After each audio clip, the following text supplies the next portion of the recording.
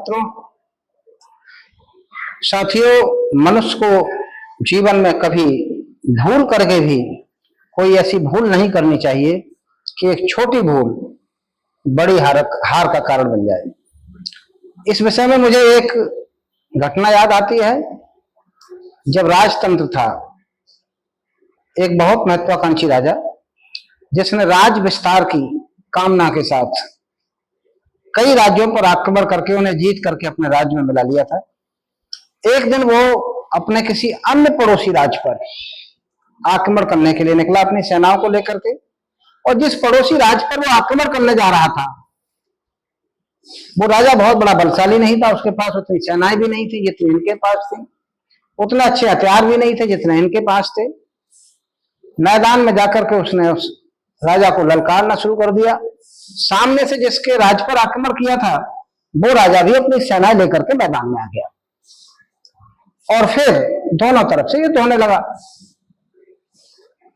जिस राजा ने आक्रमण किया था उस राजा के सिपाही ने अपने राजा से कहा कि महाराज, हमारे घोड़े की जो पैर में नाल ठुकी है उस नाल की एक चोट निकल गई है, और अगर ये चोट निकलने से कहीं नाल निकल गई तो घोड़ा घायल हो जाएगा, लड़ना मुश्किल हो जाएगा।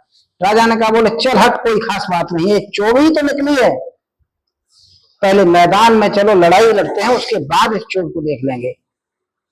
राजा ने सिपाही की बात को नजरअंदाज कर दिया और आगे के लिए सेना बढ़ा दी। उधर से उसकी सेनाएं आने लगी, इधर से इसकी सेनाएं बढ़ने लगी, दोनों में युद्ध होने लगा, घमासान युद्ध हुआ दोनों तरफ से। एक वक्त ऐसा आया कि उस घोड़े की जो पैर की नाल का एक चोट निकल गया था, जिसके कारण से वो नाल हिलना शुरू हो गया, और हिलने के कारण से दूसरा चोट निकला, तीसरा निकला, चौथा निकला, धीरे धीरे सारी चोट निकल गई और उसका वो नाल मैदान में गिरने के कारण से वो घोड़ा पैर से घायल हो गया और लड़ते लड़ते मैदान में गिर गया। सामने वाला राजा उस राजा पर हावी हो गया। उस मैदान में जो राजा बहुत बलशाली था, जिसकी सेनाएं बहुत अच्छी थी, जिसके हथियार बहुत अच्छे थे, सामने वाले राजा ने उसकी सारी सेना को धराशायी कर दिया, उस राजा को पराजित कर दिया, बंधक बना लिया। फिर उस राजा को एक ख्याल आया कि आखिर इतने छोटे से राज के राजा ने, जिसके पास बहुत अच्छे हथियार भी नहीं थे, बहुत बड़ी सेना भी नहीं थी, मुझे उसके हाथों क्यों पराजित होना पड़ा।